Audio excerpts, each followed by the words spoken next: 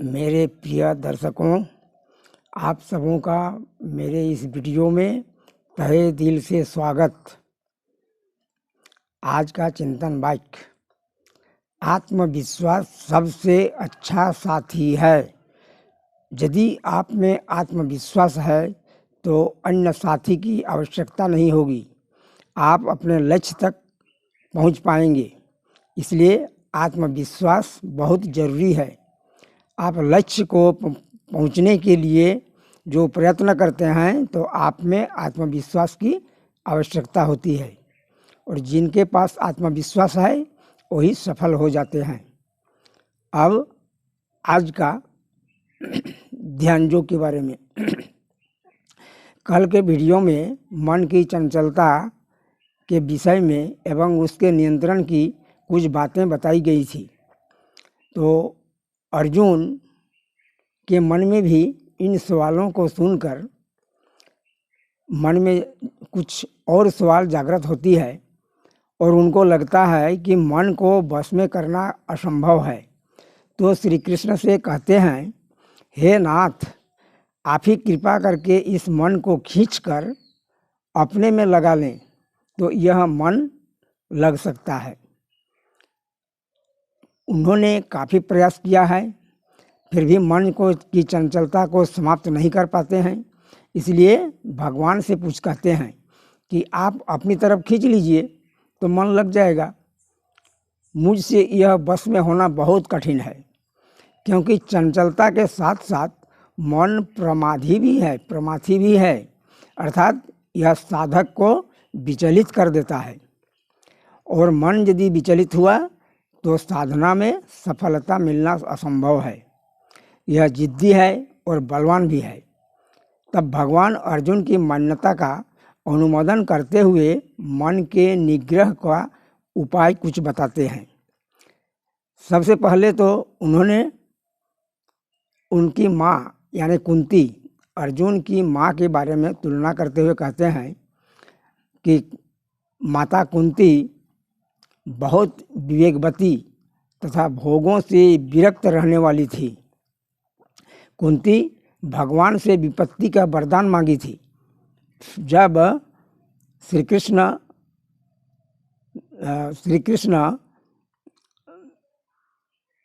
पांडव और कौरव के रण के बाद, युद्ध के बाद, जब गद्दी इन लोग पांडवों को मिल जाती है, तब वे हस्तिनापुर छोड़कर अपना द्वारिका धाम जाते हैं। उसी समय कुंती से श्री कृष्ण कहते हैं कि माता कुंती, तुम कोई वर मांगो। उसी समय कुंती भगवान से विपत्ति का वरदान मांगी थी। ऐसा इतिहास में बहुत कम है। कुंती भगवान से कहती है, हमारे जीवन में सर्वदा पद पद पर विपत्तियां आती रहें, जिससे हमें पुनः संसार की प्राप्ति न कराने वाले आपके दुर्लभ दर्शन मिलते रहे। क्योंकि कुंती कहती है कि मेरी जब जब विपत्ति आई आपने साथ दिया, तो इसलिए मुझे विपत्ति ही मिले। विपत्ति आवे, मेरे हर कार्य में विपत्ति आवे, तब आप साथ दीजिएगा, और जब आपका दर्शन होगा तो मुझे फिर पुनर्जन्म नहीं होगा। कितना सुंदर वर मांगी थी। हमारे जीवन में जो पद पद पर विपत्तियाँ आएंगी तो आप तो आएंगे ही, श्री कृष्ण से कहते हैं। तो ऐसा वर मांगने वाला इतिहास में बहुत कम है। तो श्री कृष्ण अर्जुन से कहते हैं, तुम्हारी माता बड़ी विरक्त है, तुम भी संसार से विरक्त होकर मन को संसार से हटाकर परमात्मा में लगाओ।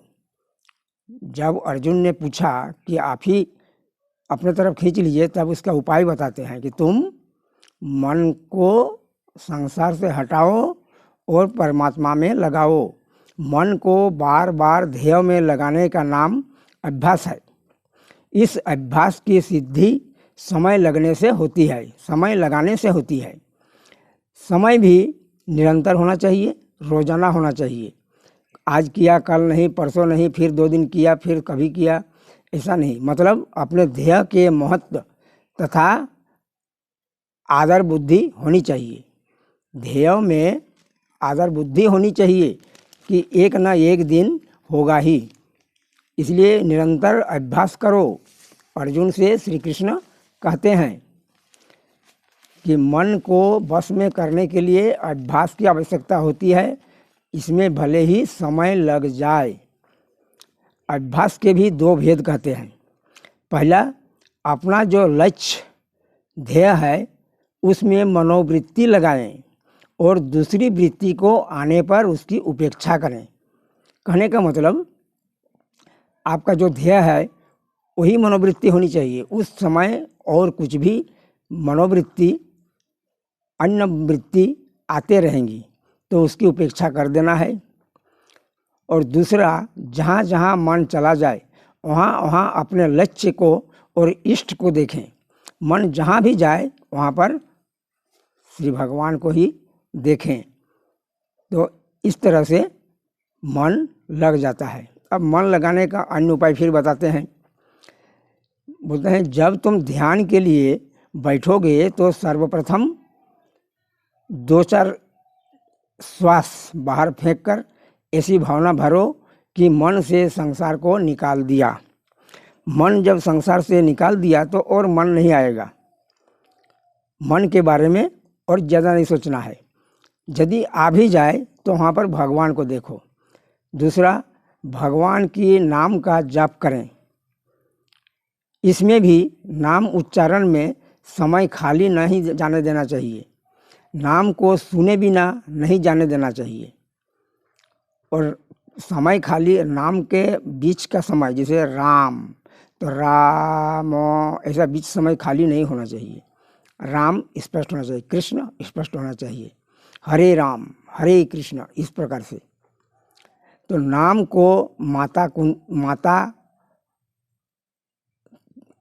के साथ, तुम्हारी माता के साथ जो तुम्हारी माँ जो करती है उसी प्रकार तुम भी विरक्त होकर, संसार से विरक्त होकर, संसार से लगाव छोड़कर तुम नाम लो। और इसको अंगुली से नहीं गिनो या माला से भी नहीं गिनो, बल्कि मन से उच्चारण करके मन से ही इसे गिनती रहो। मन में नाम करना है, उच्चारण नहीं करना है, मन में ही गिनना है, माला नहीं लेना है, अंगुली नहीं लेना है, तो मन स्वाभाविक लग जाएगा। चरण से मुकुट और मुकुट से चरण तक भगवान के स्वरूप का चिंतन करें। श्री कृष्ण कहते हैं कि भगवान के चिंतन करो। नाम के समय यदि मन कहीं नहीं लगता है, ध्यान के समय मन नहीं लगता है, तो भगवान के या अपने इष्ट देव का रूप, गुण, लीला आदि चिंतन करते रहें। और एक बात बताए कि भगवान सामने खड़े हैं ऐसा सोच करके नाम जाप करें। जब ध्यान करें तो उस समय भी भगवान को ही सामने दर्शन दे रहे हैं, मेरे साथ खड़े हैं, मैं भी मेरे पास उनको मैं देख रहा हूँ, ऐसा सोचें। तो ऐसे में आपका मन लग जाएगा और धीरे, एक दिन में नहीं, बार बार अभ्यास करने से आपका अन्य स्फुरनाएँ जो है, अन्य वृत्ति जो है हट जाएगा, दूर हो जाएगा और सामने बहुत दूर तक नहीं दिखाई पड़ेगा। फिर आपका साधन सिद्ध हो जाएगा। आप जो चाहते हैं वह पूरा हो जाएगा। बस आज की वीडियो में इतना ही। धन्यवाद।